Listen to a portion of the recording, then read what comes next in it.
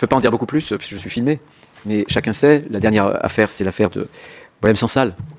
Mais les relations sont bien sûr extrêmement tendues, elles l'ont toujours été, même si la France a fait beaucoup d'efforts pour se rapprocher de l'Algérie.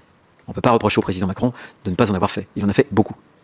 Mais le régime algérien a toujours considéré que, et quand on voit d'ailleurs les dernières mesures qui ont été prises pour défranciser d'ailleurs au niveau de l'école, la jeunesse et beaucoup d'autres mesures très agressives, on voit bien que bien avant la reconnaissance de la souveraineté marocaine sur le Sahara occidental, un processus s'est engagé, très agressif.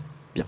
J'en dirai pas plus puisque ça va au-delà. Et comme ministre de l'Intérieur, j'ai à connaître un certain nombre d'éléments, d'événements qui me laissent à penser qu'on ne peut pas tout s'autoriser. Une puissance étrangère ne peut pas tout s'autoriser en matière de violation de notre souveraineté. Donc, les relations étant ce qu'elles sont, évidemment, à titre personnel, je serais favorable, bien sûr, à cette dénonciation. Je pense que c'est un droit qui est exorbitant et que plus rien ne justifie ce droit-là. Et ces dérogations, rien. Je pense vraiment. L'Algérie vole de ses propres ailes depuis des années, et c'est tant mieux.